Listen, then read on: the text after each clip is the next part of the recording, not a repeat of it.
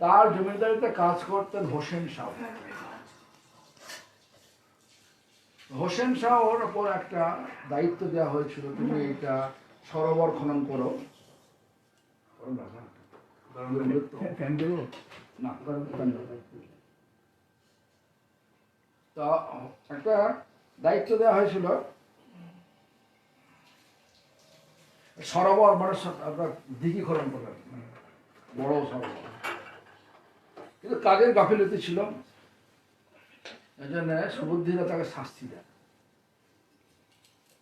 তার পিঠে এমন মানে মানে বেত্রাঘাত করেছিল, তার মানে কি বলে স্কার মার্ক, মানে পুরো একদম দাগ পড়ে এই তো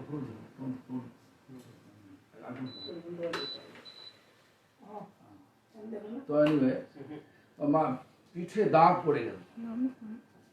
কিন্তু পরবর্তীকালে হোসেন শাহ চক্রান্ত করে যেভাবে হোক সুবুদ্ধিরা তার জমিদারিত্ব হারায়, আর হোসেন শাহ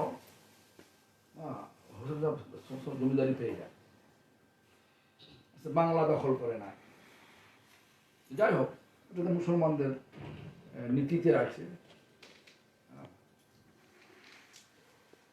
যাই হোক, তো এইভাবে হোসেন শাহ যখন বাংলার নবাব হয়ে গেল, তখন একদিন রাত্রেতে তার বড় বেগম মানে বড় বেগম পিঠে দেখে চাক চাক দাগ হয়ে আছে। কেন হয়েছে সে সত্যি কথা বলেছি, দেখো এই আমি অন্যায় করেছিলাম, আমাকে এরকম শাস্তি দেওয়া হয়েছে, তারপরে আমি সতর্ক হয়েছি, তার এই শাস্তির জোরে আমি আজ একদম আমার রাজত্ব পেয়েছি, সিনসিয়ার হয়েছি, মানে আমি একদম উন্নতি করেছি। কিন্তু বড় বেগম বলছে, তোমাকে যে শাস্তি দিয়েছে সে এখন আবার তোমার রাজত্বে বেঁচে থাকবে, হতে পারে না।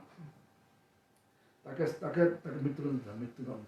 তো সঙ্গে সঙ্গে সাকর মল্লিক মানে সনাতন গোস্বামী পাল, নতুন সাহেব আগে যখন কাজ করছিলেন তখন আমার সাকর মল্লিক নাম ছিল। সাকর মল্লিক প্রধানমন্ত্রীকে ডাকলেন, সমস্ত বৃত্তান্ত বললেন, বড় বেগম যে ওনাকে মৃত্যুদণ্ড দিতে হবে, মৃত্যুদণ্ড দেওয়া তো যায় না। তো সনাতন গোস্বামী খুব বড় অ্যাডমিনিস্ট্রেটর ছিলেন, রিয়েলি সত্যিকার অ্যাডমিনিস্ট্রেটর ছিলেন। তো উনি দেখলেন যে এটাকে এই লোকটাকে বাঁচাতে হবে, সুবুদ্ধিরাকে বাঁচাতে হবে, তো কোনো দোষ নেই। তো যাই হোক, বললেন যে দেখো, কোনো অপরাধীকে শাস্তি স্বরূপ যদি মৃত্যু দেওয়া যায় সেটা আসল শাস্তি হলো না, তাকে বাঁচিয়ে রেখে তিলে তিলে জলে যেতে যাচ্ছে, মানে সারা দিন জ্বলবে, সেই ধরনের শাস্তি দেয়। কি শাস্তি না, সুবুদ্ধি রায় একদম কঠোর হিন্দু, তাকে মুসলমান বানিয়ে দাও। কিভাবে বানাবেন না, যে বদনা আছে না, বদনা বলে না, সে বদনাতে করে জল নিয়ে খাইয়ে দাও, মুসলিম ডিক্লেয়ার করে। এখন একটা হিন্দু, কঠোর হিন্দু, যদি তাকে রাজার তরফ থেকে সমস্ত রাজ্যে ঘেরা পিটিয়ে দেওয়া হলো যে আজ থেকে সুবুদ্ধিরা মুসলমান হলো,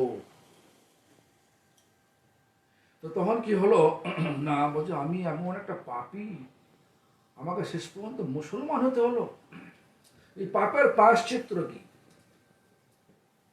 বিভিন্ন পণ্ডিত সমাজে গেছে, পণ্ডিত সমাজ এইটাই বিধান দিয়েছে যে যে বদনা জল ভরে তোমাকে খাইয়ে মুসলমান করা, সেই বদনা ভর্তি তপ্ত ঘি, মানে তপ্ত মানে ফুটন্ত ঘি ভরে পান করে তুমি তার দেহ ত্যাগ করো। হয় না, এটা আত্মহত্যা হলো। আত্মহত্যা মহা মহা পাপ। যা হোক, সেটা মানে ভাগবত অনেক কথা আছে আত্মহত্যা সম্বন্ধে, সেখানে সেটা যাচ্ছি না। তো ঘুরতে ঘুরতে মহাপ্রভু চলে, মানে সুবুদ্ধিরা চলে গেল মহাপ্রভুর কাছে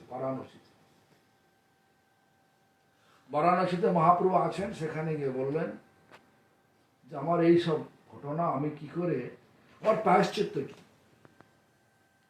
যে পাপের প্রায়শ্চিত্তটা কি? তখন চৈতন্য মহাপ্রভু তাকে বললেন খুব সামান্য। এক নামাভাসে তোমার সর্ব পাপ ও দোষ যাবে। নামাভাস মানে শুদ্ধ নামও নয় আর অপরাধযুক্ত নাম নয়, দুটো মাঝখানে।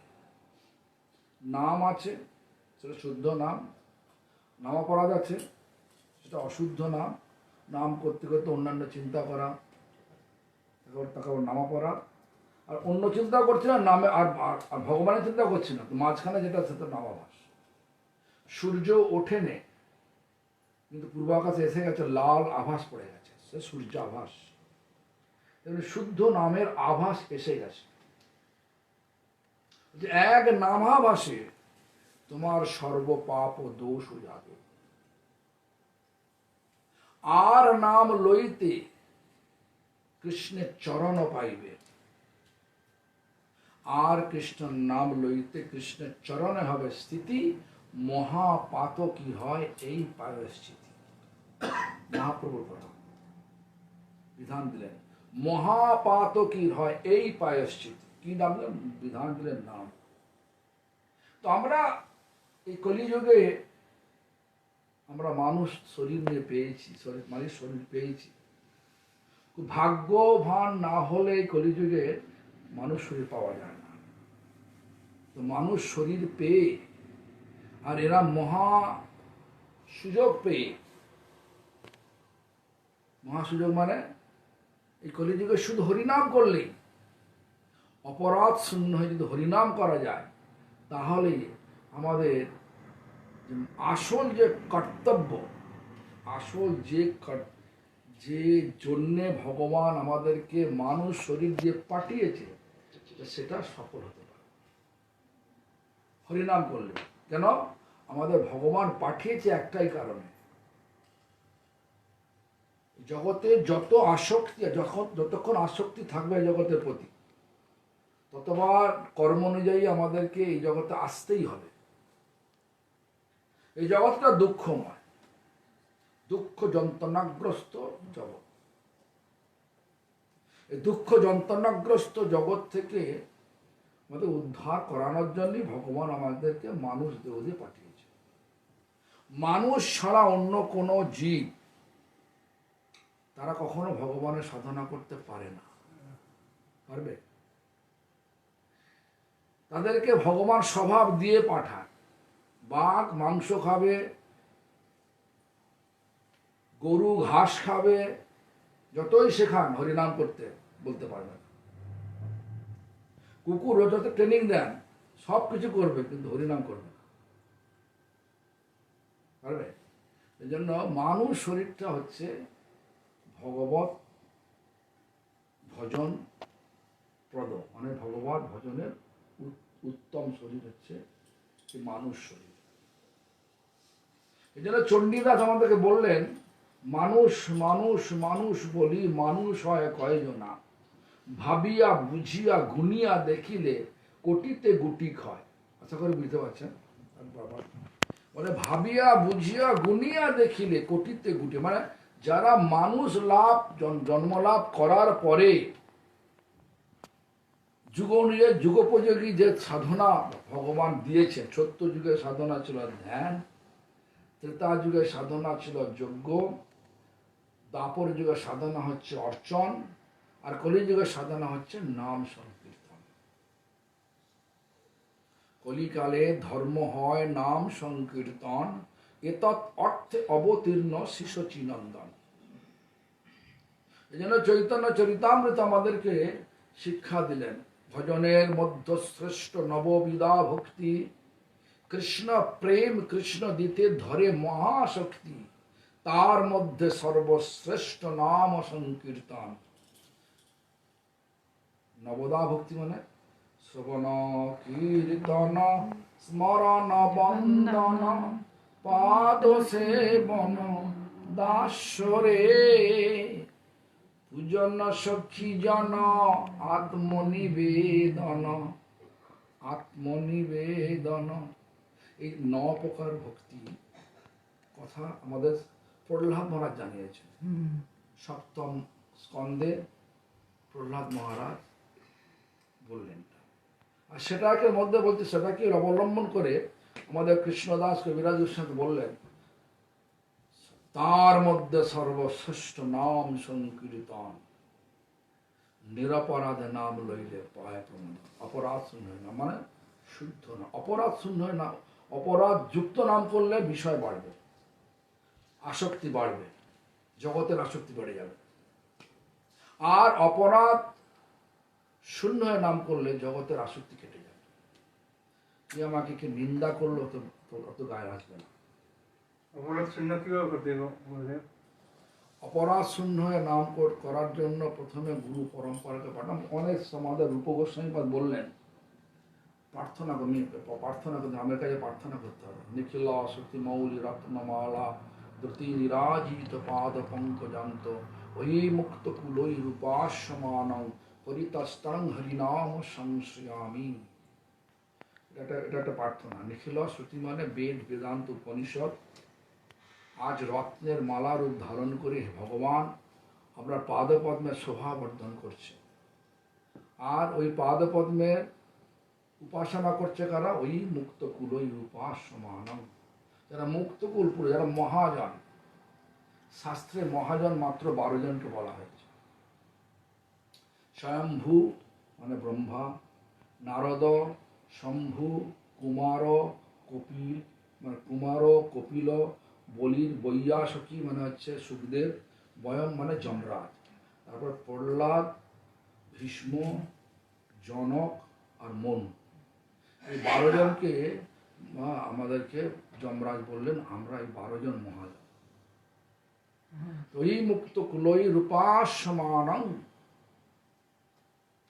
মুক্তকুল পুরুষ তারা মানে মহাজনগণ সর্বক্ষণ তোমার উপাসনা করছে। পরিতস্ত্রং হরিনাম সংশয়ামি, অনুরূপ ভাবে আপনার উপাসনার জন্য আমি নামকে আশ্রয় গ্রহণ করলাম। হরিনাম, হরিনামকে আশ্রয় গ্রহণ করলাম। তারপরে বলছেন হে নাম ধেয় মুনিবেন্দ্র গেয় পরমক্ষরাকৃতে তমনাদরদপি মনাকুদীরিতং নিখিল উগ্রতাপটলিং বিলুম্পসি। এবার 8টা এরকম শ্লোক আছে প্রেয়ার। এত তো শ্লোক মনে করা যাবে না, সকলে পারবেও না। এই জন্য নামের চরণে প্রার্থনা করতে হবে। কী করবে? প্রথমে পঞ্চতত্ত্ব, যে পঞ্চতত্ত্ব নাম করো না, ভাজ্য শ্রী কৃষ্ণ চৈতন্য, এরা এসেছিল সেখানে। এরা আমাদের সকলকে নামেতে উৎসাহ দেওয়ার জন্য এসেছিল। এরা কারা? ভগবান কৃষ্ণই। ভগবান কৃষ্ণই 5 ভাগ নিয়ে এসেছিলেন। কিন্তু ওনার প্রণাম মতো আছে না, পঞ্চতত্ত্বাত্মকং কৃষ্ণং ভক্তরূপ। পঞ্চতত্ত্ব, তত্ত্ব মানে যেটা নিত্য সত্য, ভগবান নিত্য সত্য। পঞ্চতত্ত্বাত্মকং কৃষ্ণং ভক্তরূপ, কৃষ্ণ ভক্তরূপ হলে মানে চৈতন্য মহাপ্রভু। স্বরূপ, কৃষ্ণের স্বরূপ যে কে? বলরাম, মানে বলরাম হলেন নিত্যানন্দ রূপে। ভক্তাবতারং, কৃষ্ণ অনেক অবতার, তার মধ্যে মহাবিষ্ণু আর তমগুণ অবতার শিব, দুটো মিলে হলো অদ্বৈতাচার্য, শ্রী অদ্বৈত। আর কৃষ্ণের যে লাদিনী শক্তি রাধারানীর ভাব ও কান্তি নিয়ে এলেন মানে কৃষ্ণ এলেন, হলেন চৈতন্য মহাপ্রভু। কিন্তু শক্তি নিয়ে এলেন, রাধারানীর শক্তি স্বরূপ হলেন রাধাকুণ্ড। আর কৃষ্ণের ঋষি রূপ হচ্ছেন নারদ, নারদ হলেন শিবাস পণ্ডিত রূপ। এই জন্য এদেরকে প্রথমে ডেকে এদের কৃপা নিয়ে যদি হরিনাম করা যায় তাহলে ধীরে ধীরে শুদ্ধ নাম নিশ্চয়ই হবে। কেন মন তো পালাবে। শুদ্ধ নাম হচ্ছে কি না বিচারটা এইভাবে দেখা যায়, শুদ্ধ নাম যখন হবে তখন লাভ, পূজা, প্রতিষ্ঠা খুব ছোট হয়ে যাবে, তো ছোটা যাবে না। লোকের পিছনে ছুটবো না, তো নামের পিছনে ছোটার ইচ্ছা। লক্ষণটা বলে দিয়েছেন আমাদের চৈতন্য মহাপ্রভু, বলেন নয়নঙ্গলদস্যু ধারায়া বদনং গদগদ রুদ্ধয়া গিরা পুলতৈ নিচিতং বপু কদা তব নাম গহনে ভবিষ্যতি। হরে শব্দ দ্বারা তখন চোখে জল আসে, নয়নাঙ্গলা দস্যু। নাম করতে করতে লোকের সর্বনাশের চিন্তা আসে, যেন অপরাধযুক্ত নাম হচ্ছে। আর অপরাধযুক্ত নাম যখন হবে, আর যদি সংশোধন করার চেষ্টা না থাকে, তাহলে দিনে দিনে অপরাধ বাড়বে। নামে প্রেম হবে না, নামে সমস্যা বৃদ্ধি হবে। সমস্যা বলতে কি, আরো চাই আরো চাই, এটা আমার মানে মনে সন্তুষ্ট নেই। আসল তো মানে আমাদের নাম করলে চিত্তটা শুদ্ধ হয়।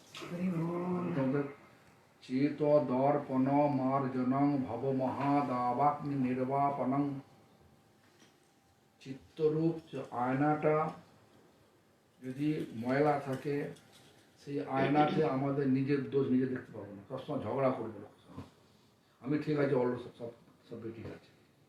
আর যদি দেখা যায় যে মানুষটা ঝগড়া করছে না, নিজের দোষকে স্বীকার করে নিচ্ছে, ঝগড়াতে প্রবেশ করতে চাইছে না, যারা ইংরেজি তর্ক করতে আসে, তারা জানবে যে সত্যি করে তাদের শুদ্ধ নাম হচ্ছে লক্ষণ জ্ঞান আছে। যখন 9টা বাজে তখন